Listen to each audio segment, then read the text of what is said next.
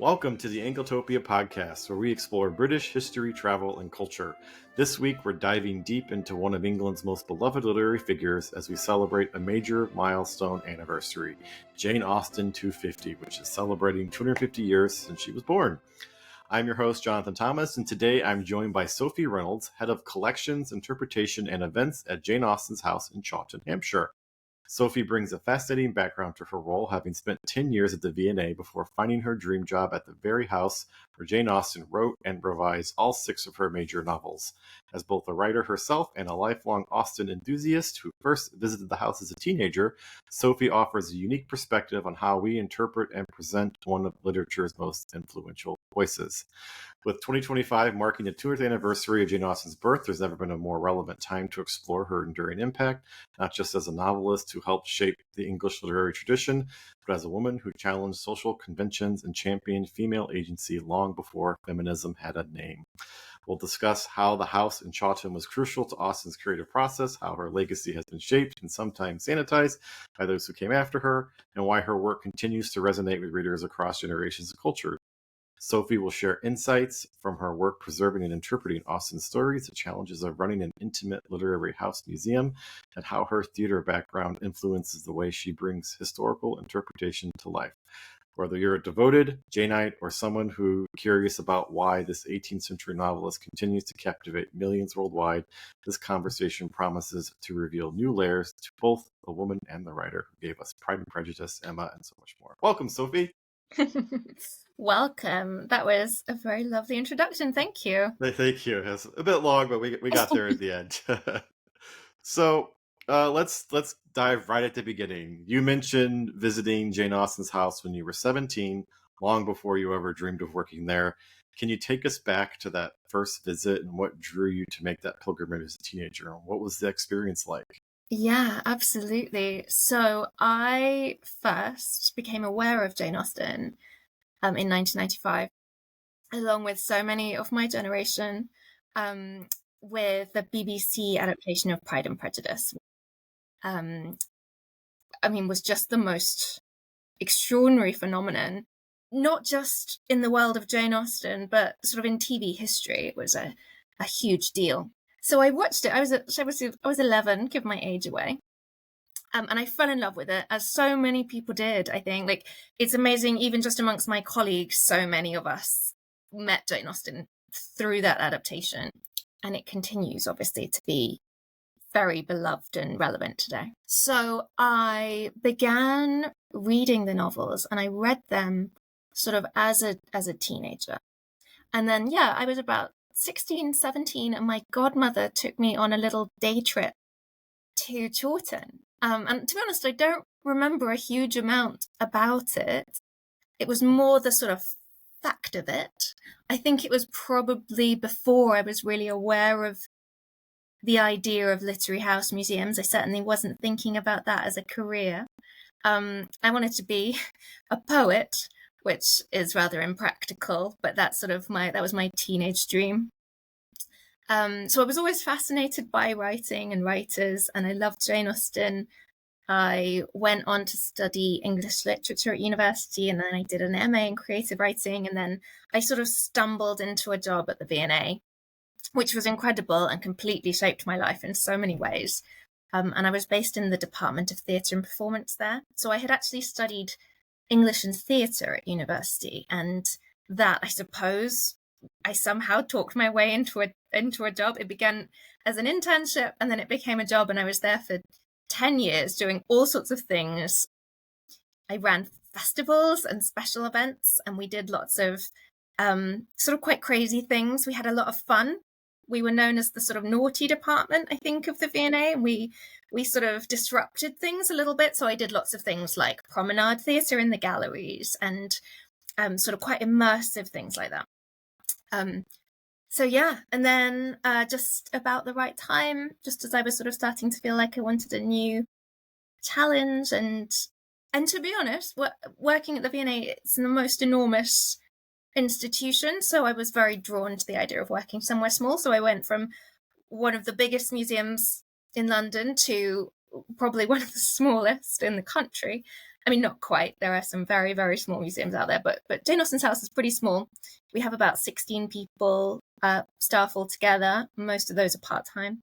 So, and it's a very small site.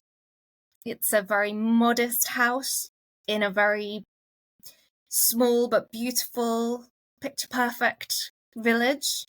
Quite rural, and it's, a lot of our visitors turn up expecting Pemberley, and it's not like that at all. It's much more like Barton Cottage in Sense and Sensibility. It's quite modest. I mean, obviously, by today's standards, it's a beautiful big house, but by the standards of sort of grand manor houses of the 18th century, it's very modest. Yeah, but it's also just this extraordinary place. It's such an important place for so many reasons in the history of English literature, and Jane Austen is just an extraordinary figure for so many people. So it attracts visitors from all around the world, which is really extraordinary. So clarify something for me. I've been curious, what's the relationship between Jane Austen's house and then Chawton House down the street? What's the family? Yeah, because I was very confused when I was trying to find somebody to interview.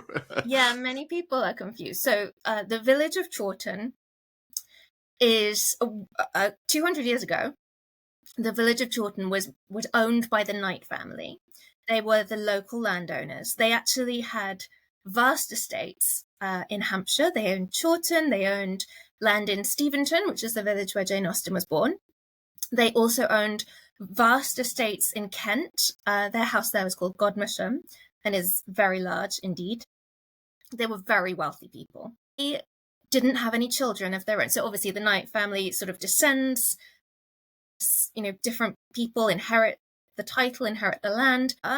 When Jane Austen was a child, Mr. and Mrs. Knight, who were sort of, at that point, were the owners of all of this land and this wealth.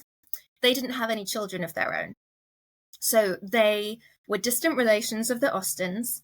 And on their wedding tour, this was when Jane and all of her brothers and her sister were children, they went around the country, as was quite typical on a wedding tour. They went to visit lots of different relations. It was a kind of version of a honeymoon. They visited the Austens, and Jane Austen's older brother, Edward, he wasn't actually the oldest child. He was the third eldest son. He kind of caught their eye.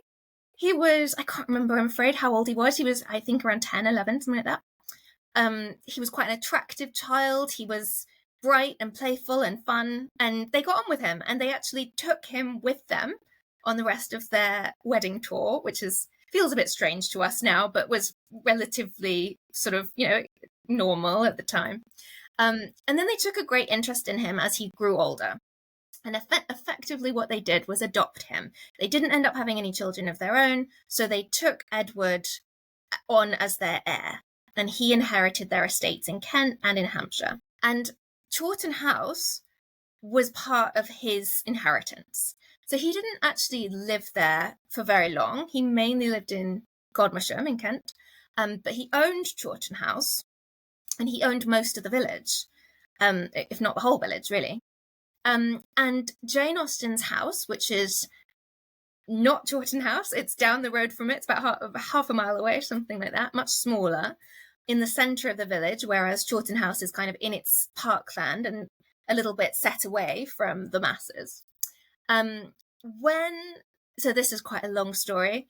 I could write a biography rather than having a hour-long chat with you about it. But essentially, Jane Austen herself grew up in Steventon along with her 6 brothers and a sister, which is around 13, 14 miles from Chawton. It's in Hampshire also. It's quite near Basingstoke. Again, a small rural village. Her father was the rector of Steventon. When she was, how old was she? About 25. Her parents decided to leave Steventon and move to Bath. Her father retired, partly so that his eldest son could take over the living of Steventon, partly because he wanted to retire. They wanted to move to Bath and have a nice retirement. So off they went. The boys, obviously, could do their own thing. They were all off in the world having careers. Jane and Cassandra, because they weren't married, had to stay with their parents. So they all go to Bath.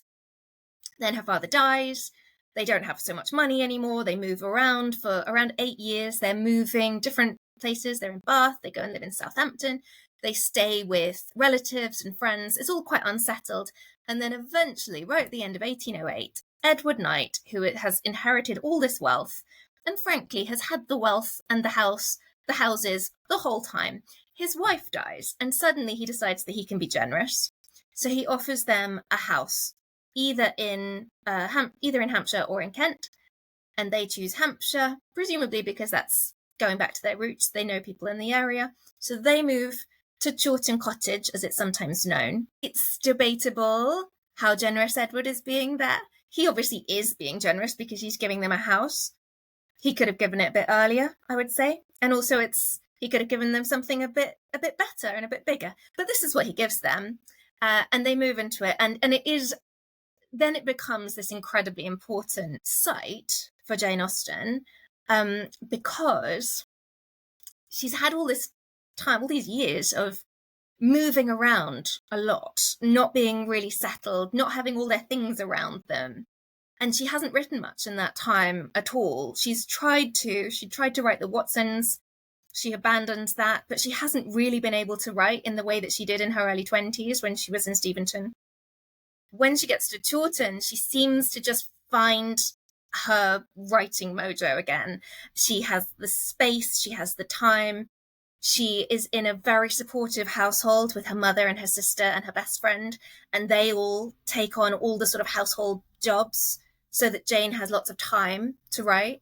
And she very quickly takes out draft novels that she wrote in her 20s, Eleanor and Marianne, which she rewrites, sends to a publisher, helped by her brother Henry, who has connections in that line, gets it published as Sense and Sensibility. She takes out another draft novel that she'd written at Steventon called First Impressions. She rewrites that again. There are ideas that both of these novels were originally written in epistolary form, so in a series of letters between different characters. That's not what they are when they're published, so we think that she does a lot of rewriting and editing. Also brings them up to date because sort of over 10 years have passed. So she brings them up to date, makes them feel relevant, gets them published. Then she starts writing from scratch, and she writes Emma, she writes Mansfield Park, she writes Persuasion. And then, of course, as we know, she gets ill and she dies, and she's 41 at her death. And she has published at that point 4 novels. She's got 2 novels which are completed but not published. Northanger Abbey, she seems to have decided not to publish. Persuasion, she basically hasn't had time to publish. After her death, her sister Cassandra inherits her work, and she publishes those last 2 novels posthumously. And those are the first novels. They're published in one set, kind of 2 books in one set of 4 volumes. And that's the first time that her name is put on the novels, which feels very significant. She never gets to see that. And another significant thing, and I'm so sorry, I'm aware that I've totally no longer answering your question. She's buried in Winchester Cathedral, and there is no mention of her writing on her tombstone. No, it's not till the 1870s that a plaque is erected that names her, sort of says, and she was a writer, which obviously today thousands and thousands of people go to Winchester Cathedral every year to see her grave, and it's just extraordinary that the one thing that they are all visiting for isn't anywhere on there.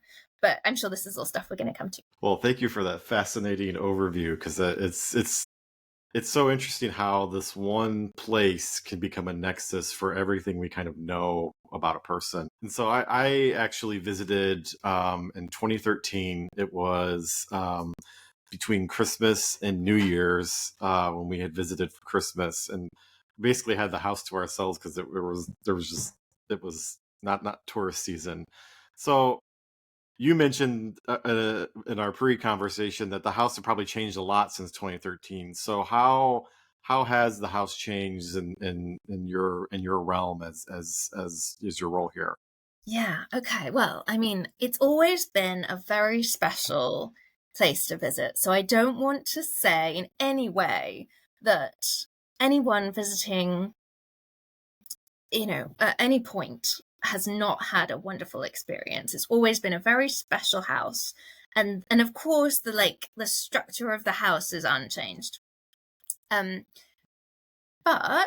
if you visit today, so one of the things that I and Lizzie Danford, who's the director of the museum, have really been working on over the last 5 years, I suppose, has been to make the experience of visiting the house as immersive and atmospheric as possible, because we were trying to think about what do people want from their visit, and essentially they want to step back in time. They want to be in the house where Jane Austen was and to see it as Jane Austen saw it, and to experience something of her presence.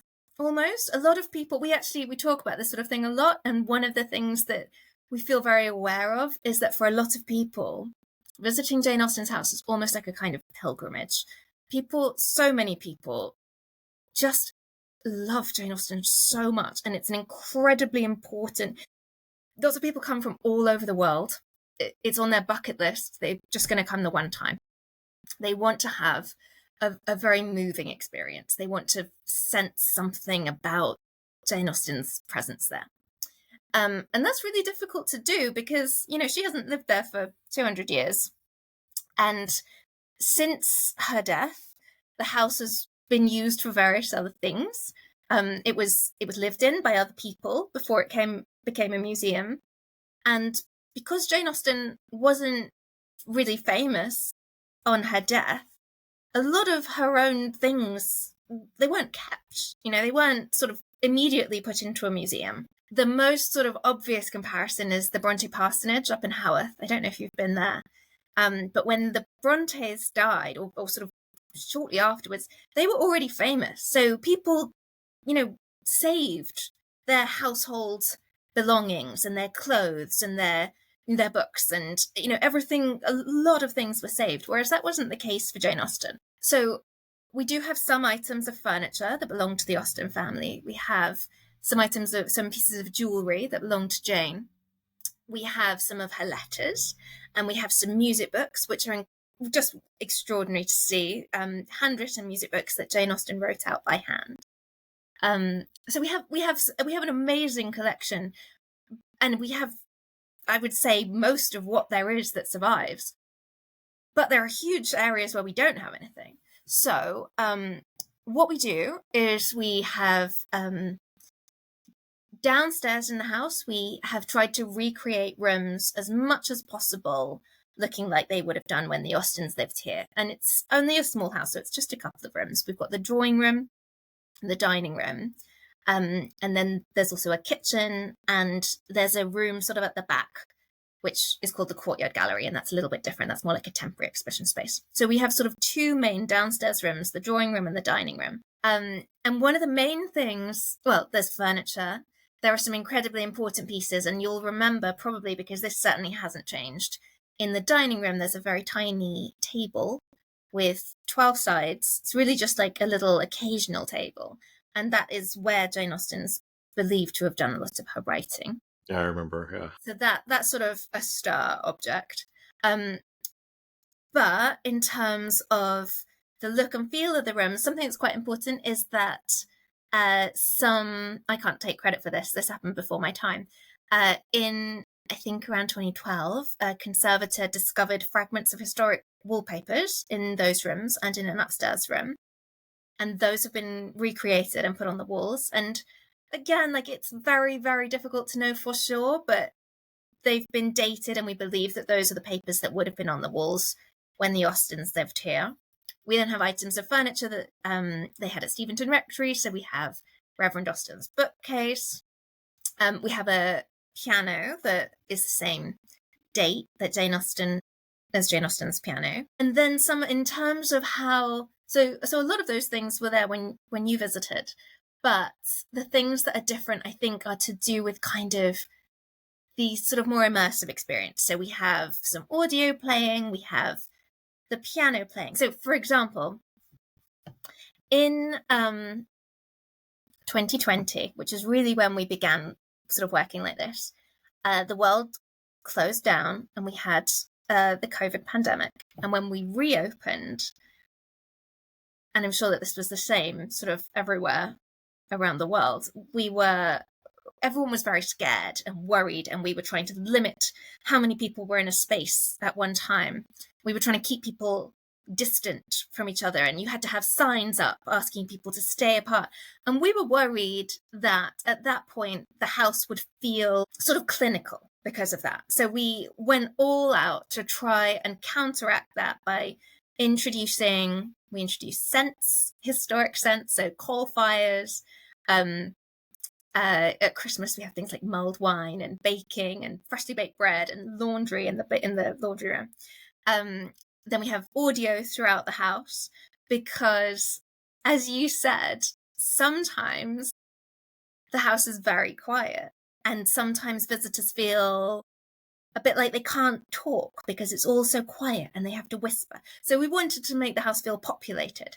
So in most of the rooms, several of the rooms, I think 4 or 5 of the rooms, we have recordings of actresses speaking from Jane Austen's letters or from her novels. So there's a kind of little background, little hubbub. It's not intrusive, but it's just a sense that the house is occupied, as it would have been when the Austens were here. There's the sound of the piano from the drawing room.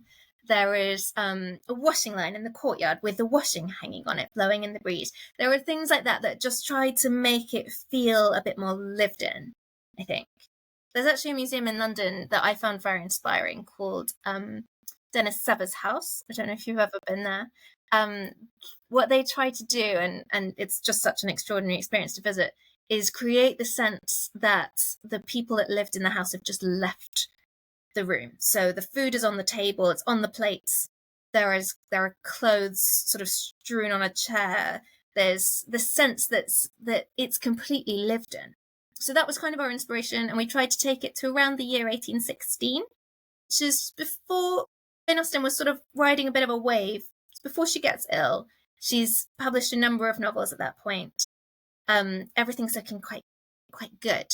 So that's sort of the time period that we've tried to pinpoint it into. So it sounds like you've made the house more theatrical, which feeds from your theater background, right? Yeah, and it's been a lot of fun to do. Yeah, it sounds really cool. Now you've just given me like a reason to come visit Jane Austen's house again, and now I'm like, okay, now when am I going to put this on my itinerary? And I like that approach because I've been to other famous authors' houses. Like a few years ago, we went to Thomas Hardy's house in Dorset, where he was born. And it's a beautiful thatched cottage in a garden in the middle of the woods, and it's beautiful and it's great. But again, it kind of feels more like a museum than it would as a place that was very lived in, because there's like you said, there's no sound, everything's as it was when the family lived there, but it's quiet, and so it kind of feels like a mausoleum almost. Yeah. Absolutely. Something, I mean, obviously, once I got this job, I started wanting to visit all the other literary house museums and artist house museums there are, and there are so many, particularly in the UK. And it is fascinating, all the different approaches. And something that Lizzie and I were talking about a lot, and a real problem that there seems to be with house museums, is that it's the easy thing to do, and the thing that most house museums have to do just because of the objects that are available is to show the domestic life of the person that lived there. So you get to see their, the stuff in the kitchen, the pots and pans, cups and saucers, and maybe the clothes and maybe the jewelry. That's great. That's really fantastic because it creates a sort of, an idea of what their lived experience in the house was like. But something that's really difficult to do, and that most museums don't do, is set out to really showcase the creative life of that person. So something that we have done, and it just opened at the end of last year, so this was really something we did for Jane Austen 250. And we've done loads of things for this year, but this is probably the biggest thing, and I'm so proud of it. I think it's quite amazing, actually.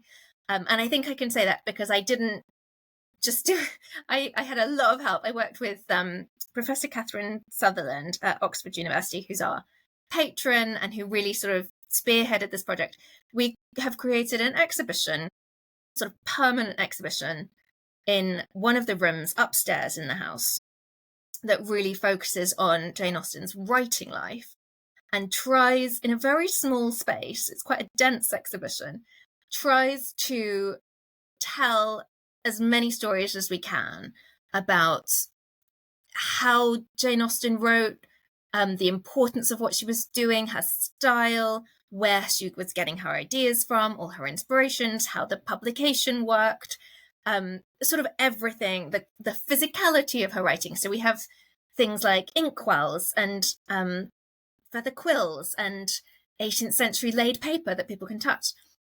We have a display case that looks at her reading material because it was so incredibly influential. She was a voracious reader, and we have a number of her own books in the museum collection. We also know a lot about her reading material from references in her letters and in her novels and things like that. So we're able to sort of pull out specific texts that were clearly really, really influential for her.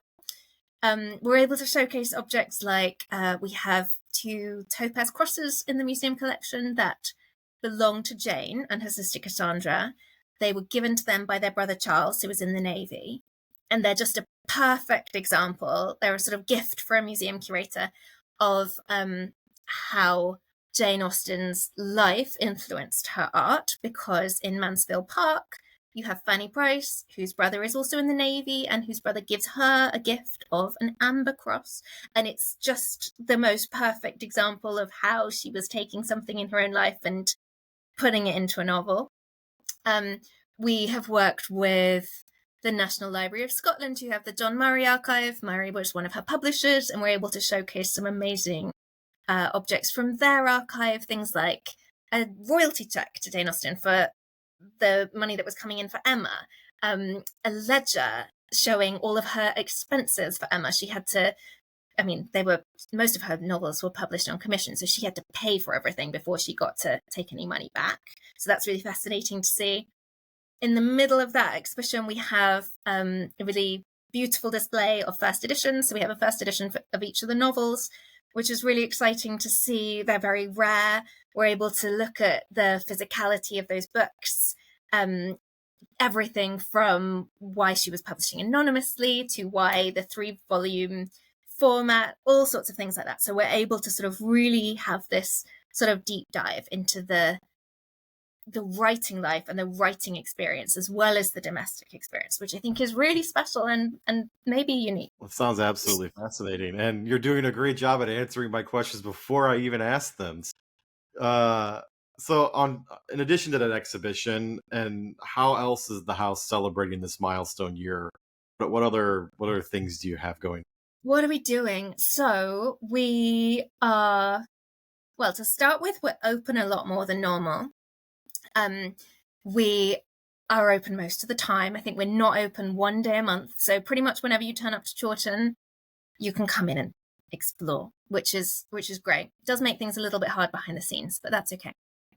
We're doing a lot of events. So we're running 5 quite ambitious festivals throughout the year. We've done 2 of them. So we always do a Pride and Prejudice festival in January, which marks the first publication of Pride and Prejudice. And it falls at the end of January, so it's a lovely time to have something that feels fun and exciting and is sort of, it's a really dark, miserable time of year. So it's great to have a little burst of joy. In May, we had a Sense and Sensibility Festival, which was wonderful as well. So in July, we've got an Emma Festival coming up, which will be a lot of fun. In September, we have a Persuasion Festival, just gone on sale last week, I think, or the week before. And then in December, we'll have a festival that celebrates Jane Austen's birthday specifically, but also Christmas, obviously. So a lot of things that sort of special things, lots of talks, performances, all sorts of things, special themed tours, village walks, all sorts of things. We've also got lots of special events scattered in between those. So there's lots of opportunities to experience the house in a slightly different way. It's always lovely to have things like live music in the house or performance, because it sort of brings it alive in a slightly different way. And that all feels very true to the Austens' own life in the house, because they did a lot. I mean, they were incredibly creative, fun people. They did lots of dancing and music, and they would put on plays, and they would do readings of novel readings for each other, all sorts of things like that. So we're sort of trying to stay in that vein.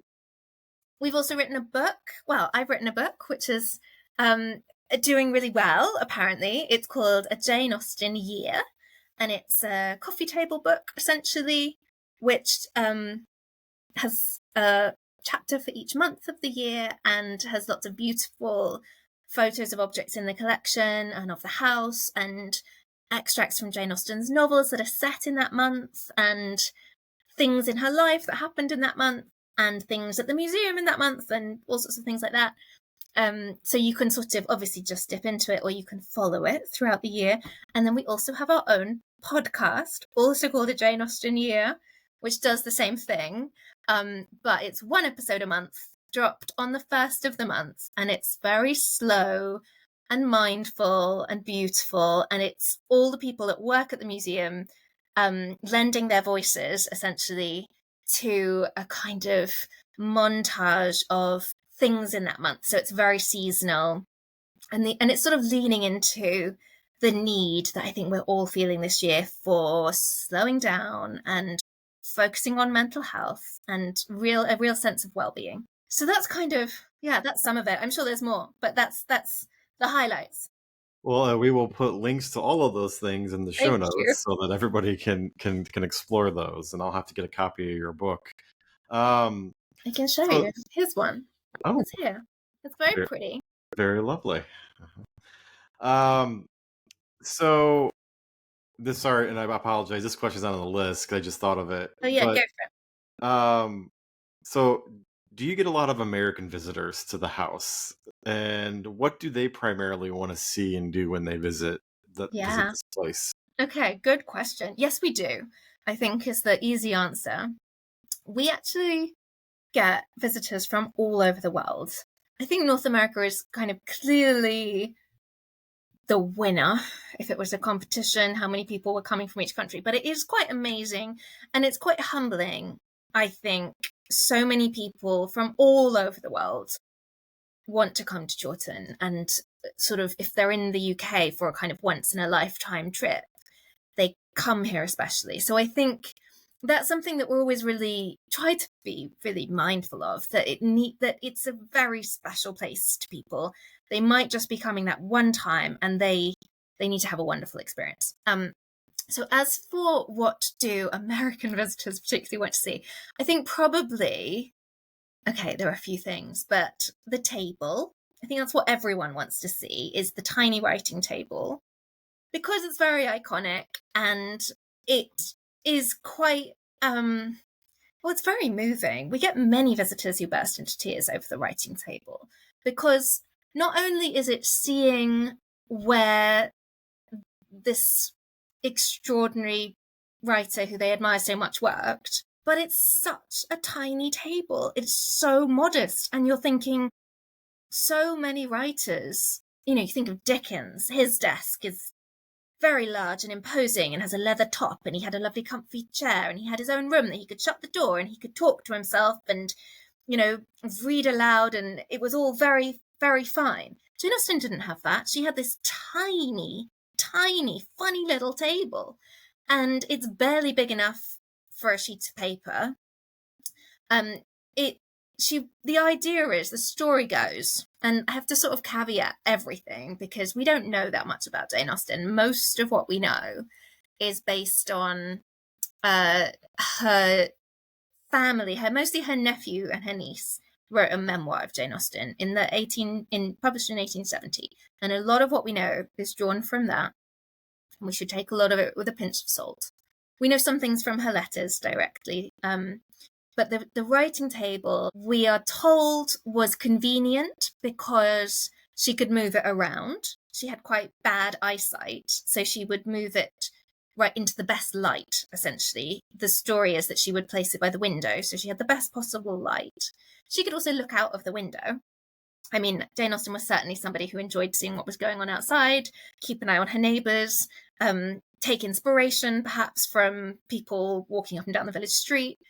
And then also, I think the thing that I find particularly moving about the writing table is that she was not even in a household that was supporting her as much as they possibly could. She got this tiny table. Like she was just making do. She was scribbling on little bits of paper, covering them up when someone came in. She was writing in the dining room. Like, people would come and go. It's not an ideal writing scenario. No, it's not. So that, I think, is obviously sort of most people's number one. Something else that American visitors love to see, and I'm afraid they can't see it right at the moment, although they will be able to again in a few months, is Jane Austen's ring. And I think that in particular that's of interest to American visitors because there's a bit of a story. I don't know if you're aware of this. No. Jane Austen's ring we acquired in, I think, 2012. Came up for auction. It was before I worked at the museum. But it came up for auction and it was sold, and it was actually bought by Kelly Clarkson, the pop star. And the museum then, the British government put an export ban on it. The museum had, I think, 2 months to come up with 150 grand to buy the ring. The way that export bans work is you have to pay the person what they paid for it. So she had spent 150 grand on it. We had to come up with that. And I think that happened in about a week. There was a public appeal and some people were very, very generous. So that happened very quickly and the museum was able to acquire it. And Kelly Clarkson was very gracious about the whole thing and wonderful. And she has a replica. Anyway, so Has the she ring... been there? Has she been to see it? I don't think so, no. Maybe that's a step too far. But I have seen photos of her wearing the replica. So I think she's a real fan. So the ring, I think particularly because it has that kind of American sort of connection, is always fascinating to American visitors. However, it is actually in America at the moment. There's an exhibition at the Morgan Library in New York called A Lively Mind, and that's their big summer blockbuster exhibition.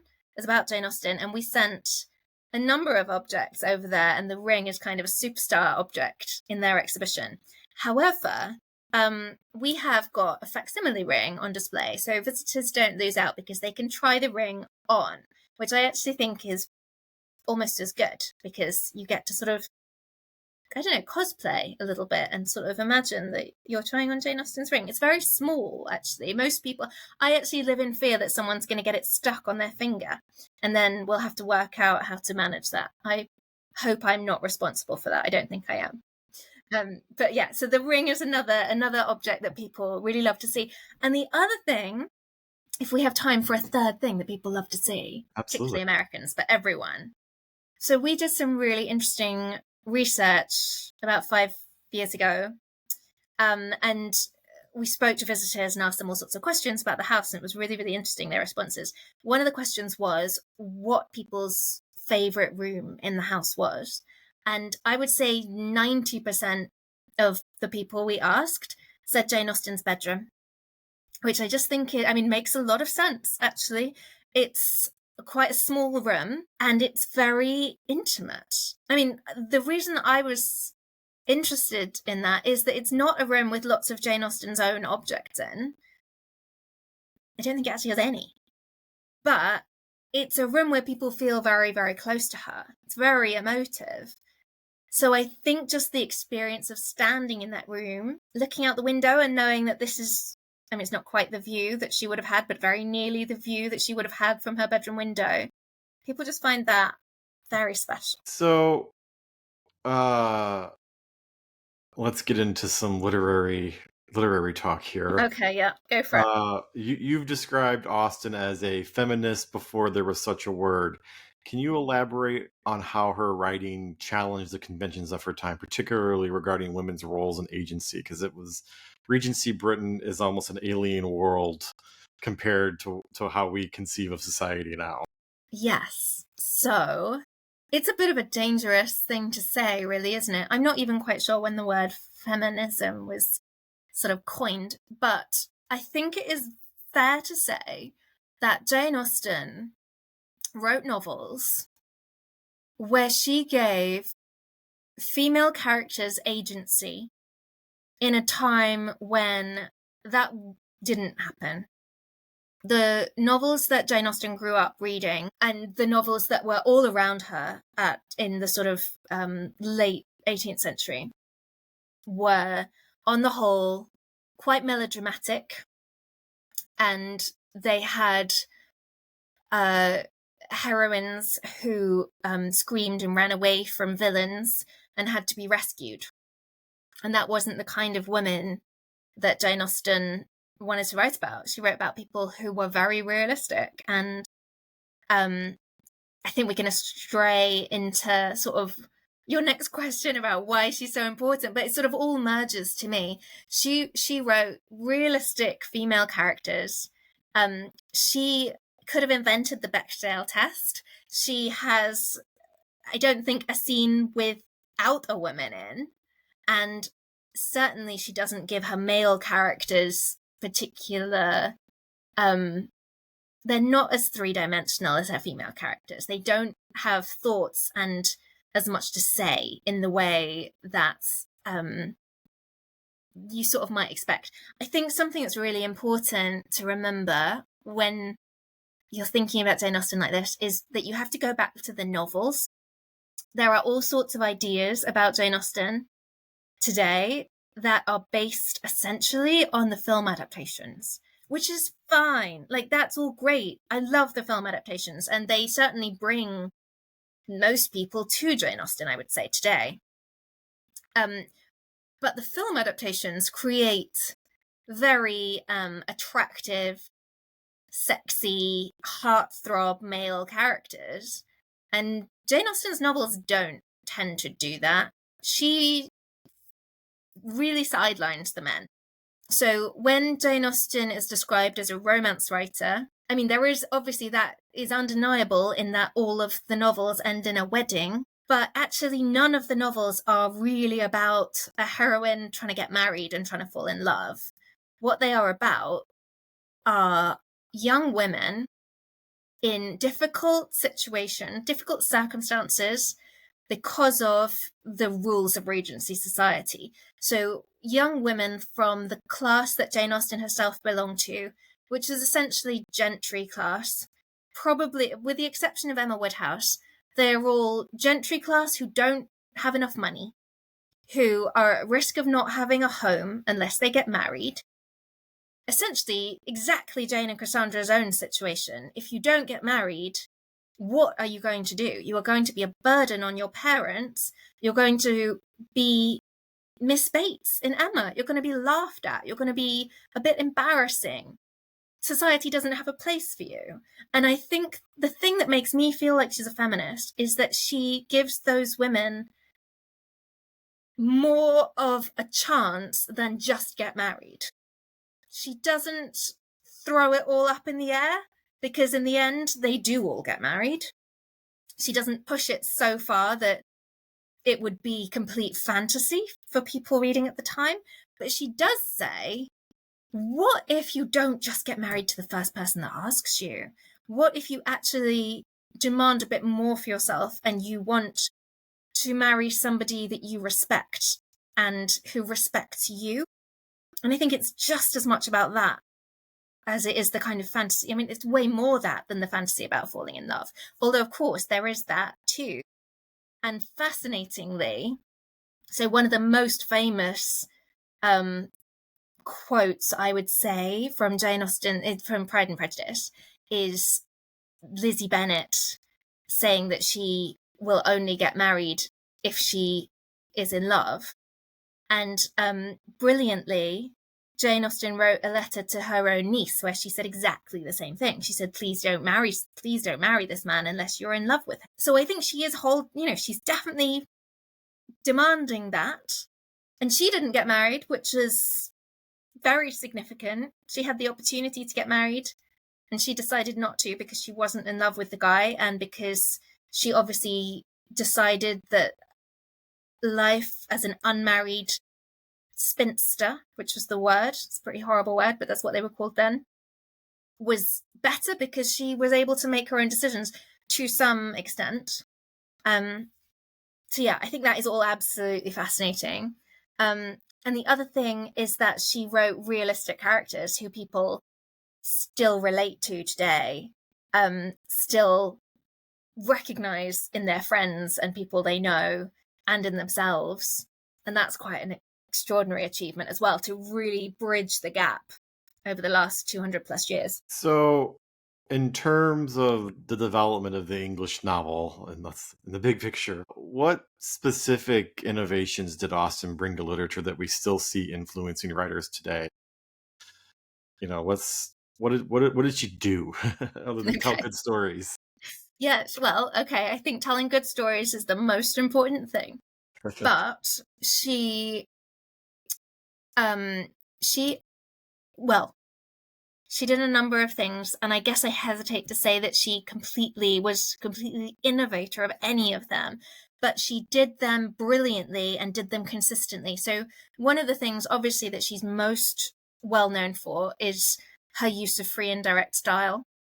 She's really hard to explain quickly what that means, but essentially it's a writing device where you slip unconsciously into the voice, the narrator, the narrative voice slips into the perspective of one of the characters. So essentially, she's writing, most of her novels are written from a rather unreliable narrative point of view, and it just gently influences you as the reader so that your perception of events is skewed and you are thinking a little bit, you're just seeing things as Mrs. Bennet would have seen them, or you're just seeing them a little bit as Emma Woodhouse saw them.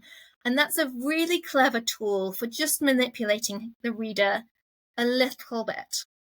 It's all very subtle. I think the point about Jane Austen is that she has the lightest touch. There's nothing heavy-handed about anything she does. So she also writes realistic novels in a time when that really wasn't the norm. And again, like, she wasn't the first person to do that, but she is the first person perhaps to do it very successfully and consecutively. And certainly there was, before Jane Austen, that wasn't the norm. After Jane Austen, that does become much more what the English novel is doing. She wrote really brilliant, realistic dialogue. And that has, I think, been one of the big reasons that her novels have stood the test of time in the way that they have. Because really it didn't take all that long for people to start writing theatrical adaptations of her novels. Fascinatingly, they were first used in girls' schools as a sort of teaching aid. So the girls would put on scenes from Jane Austen's novels, and you could buy, like, people wrote sort of books of duologues and things that you could buy and use in schools. Then in the so this is kind of early 20th century, and then in the 1930s you get the first stage adaptation, which was on Broadway, of Pride and Prejudice. Then that became a film in 1940 with Laurence Olivier, and then you sort of snowball and you start to get film and TV adaptations. And the fact that the novels have such brilliant speakable dialogue in them makes them very easy for a writer to adapt for stage or film. So I think that that's a really, like, and yet another thing that she wasn't doing it for that reason, but that's really, really helped sort of keep her novels in the public consciousness. And yeah, her novels are about everyday life. They're about things that people of her class in her time were experiencing. And I think that that was a very novel thing to be doing, because previously most novels were heightened and melodramatic and had sort of heroes and villains. And she obviously sort of just brought everything down to earth and wrote things that were recognizable from everyday life, and that was novel. That's okay. On top of that, how do you see Austen's relevance to contemporary readers, especially younger generations who might encounter her first through social media or modern retellings? How do you kind of square the circle with come back to the books? Well, yeah, it's a really interesting one. I think it's really fascinating actually to see how Jane Austen's stories have had a real resurgence in the last 5 years, even. I mean, she's been very, very popular ever since, I would say, the 1995, the year of 1995 was a real high point for sort of Austen consciousness in the world. There were 4 Austen adaptations that year. There was kind of Austen mania, and she's stayed very, very popular ever since then. But it is really noticeable that the last few years, the sort of TikTok generation have discovered Austen, and I think really embraced her. And I'm sure there are so many reasons for that. She's very quotable, she's very memeable, she's full of sort of pithy one-liners and brilliant characters that can be really skewered. So I really get why they find her. I don't know that it's even necessary to say you then have to go to the novels. I personally would, because the novels are the best form of Austen. There is no adaptation that's as good as one of the novels. But not everyone wants to read novels. Certainly not everyone wants to read 200-year-old novels. So I don't sort of feel, certainly the museum doesn't feel that we're not purists about Austen. We don't feel like you have to read the novels. You should come to it in whatever form you want.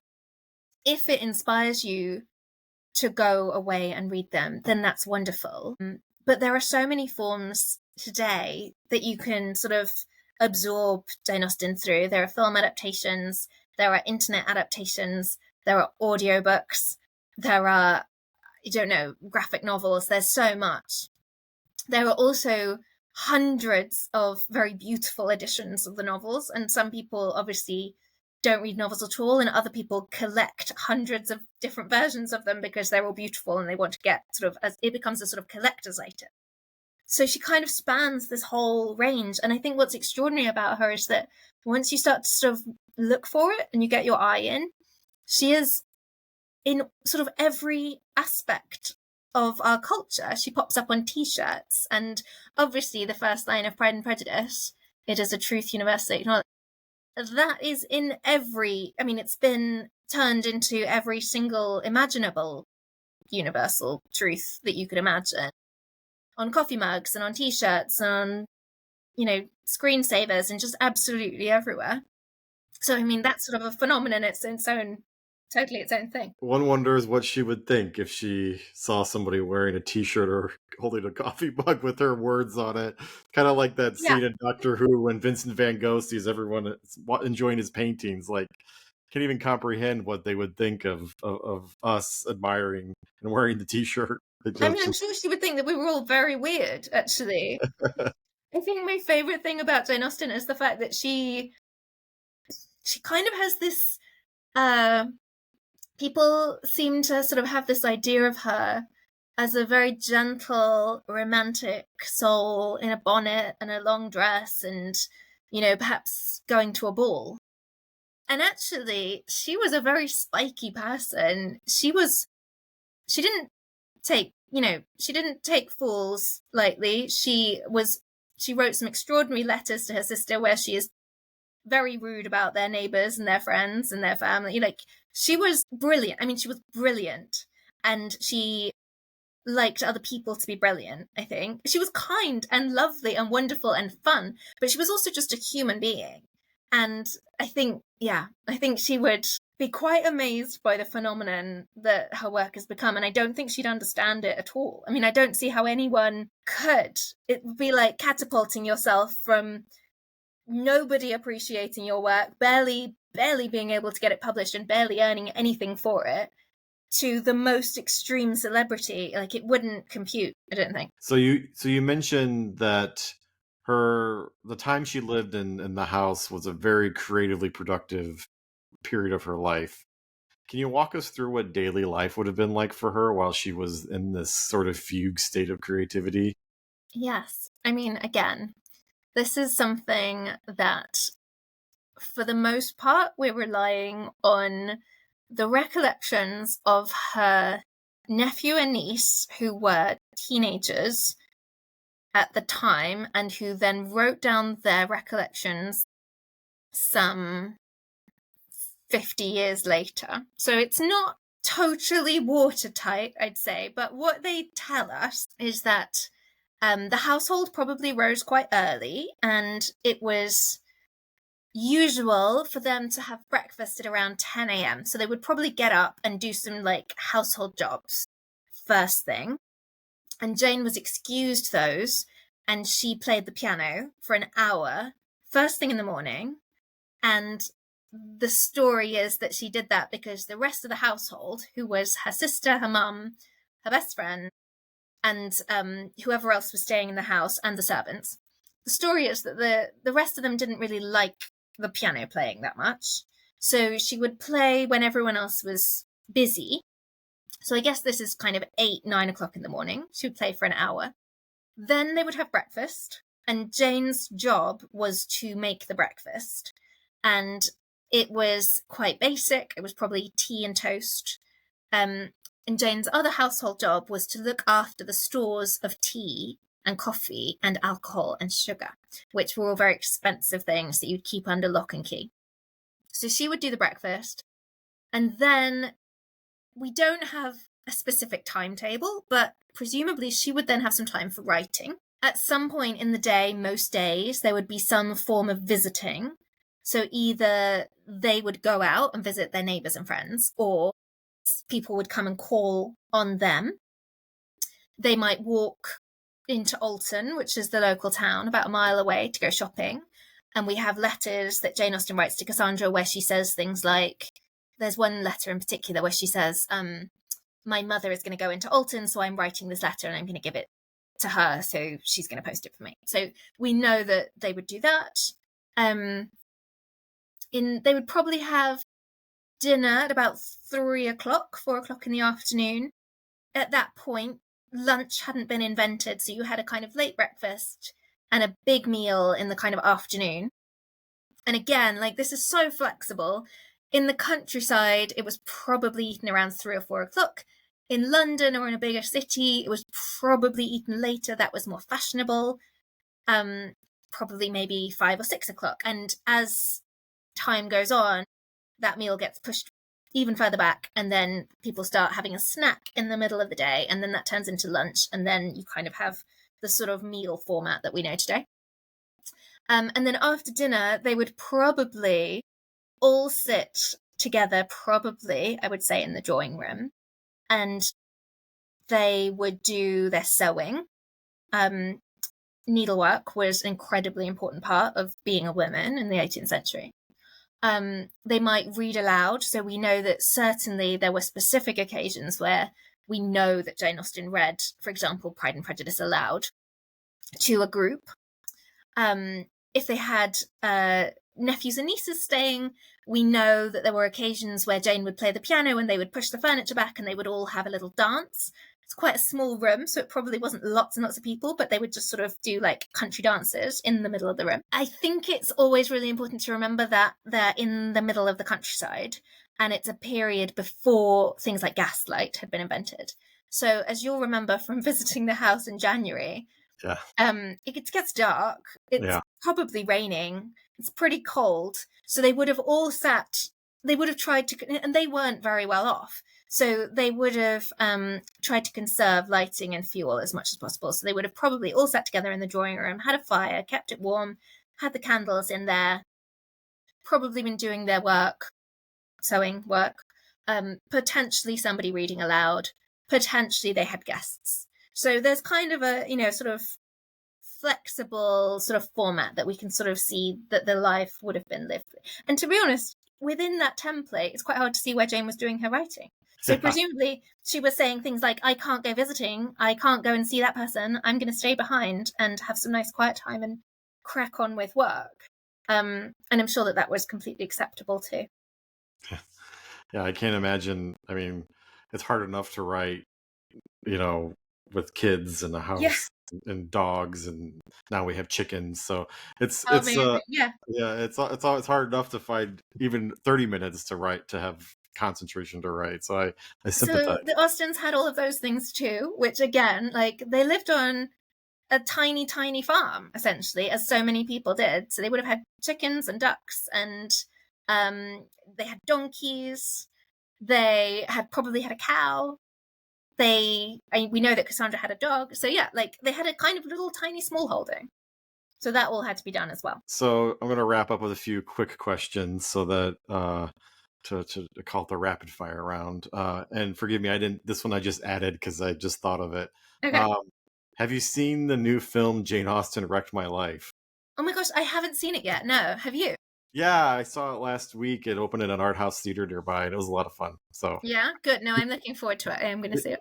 it's the most French British film I've ever seen, and um, it purports to be set at an English manor house, but as I was watching it, I was very skeptical, and I found out that it's actually filmed at a French manor house. So, but it made it look very English. But I'm sure as a museum curator, you'll be following all the details. I have to say, this job does ruin most adaptations for me because I'm sort of spotting the things wrong. Whereas obviously that really doesn't matter. Like what matters is whether it's Yeah. fun to watch.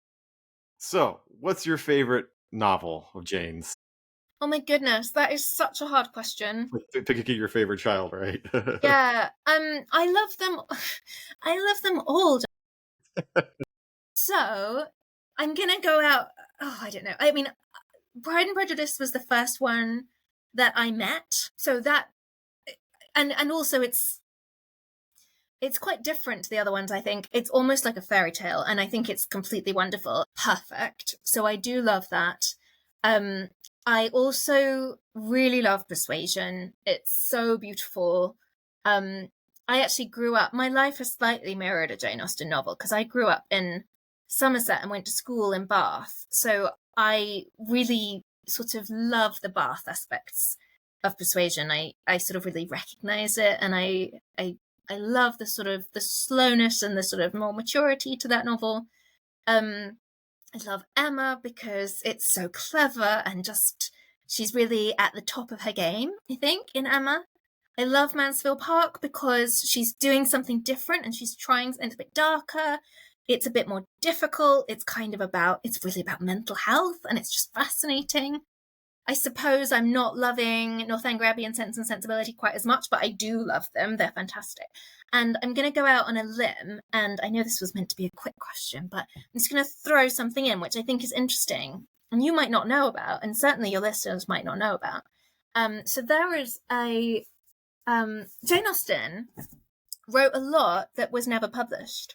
When she started writing when she was age 11, and when she was about 18, she started writing novels.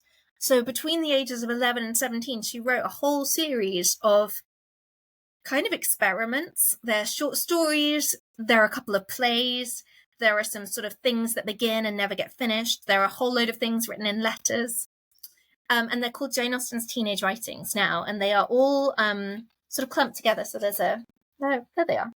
And they are amazing. They are fascinating. They are so not what you would expect Jane Austen to be writing. They are really wild. She's playing with what can I do? Like, how does a story work? What happens if I like just don't have any characters, or if I just abandon them, or like they're just amazing. There's a character who she kidnaps her children, they eat her fingers, and they're all on a raft at sea. Like, there are girls that steal each other's boyfriends, and then like they get really drunk and then they all run away. Like, it's just incredible and crazy and really fun. So I would recommend, I'm not going to say they're my favorite because that would be kind of ridiculous, but they are really great. And if you've read all of Jane Austen's novels and you wish that there was more, it's very lovely to discover that there is. All right, that was a very long answer, which is fine. Sorry. So What's your favorite TV drama? The BBC Pride and Prejudice. I think it's perfect. I'm pretty sure 99% of Anglotopia readers would agree with you. So, and then TV dramas aside, what's your favorite Austen film adaptation? It's a very different medium. Yeah, I think actually it's probably Emma Thompson's Sense and Sensibility, which was also 1995. And it's so interesting because the BBC adaptation of Pride and Prejudice is so accurate to the novel, and that's why it's so brilliant. Emma Thompson famously barely used any of the lines from the novel. She wrote a lot of it herself, but I think the soul of the film is very, very true to the book, and I just think it's beautiful. All right. Well, thank you for joining us on the Anglotopia podcast, Sophie. For those inspired by today's conversation about Jane Austen and her enduring legacy, you can plan your own visit to Jane Austen's house in Chawton by visiting janeausten.house. We'll put the link in the show notes, where you'll find all the information you need about visiting our special exhibitions and all the upcoming events for the 250th anniversary. And we'll also include links for her Sophie's book and all that wonderful stuff.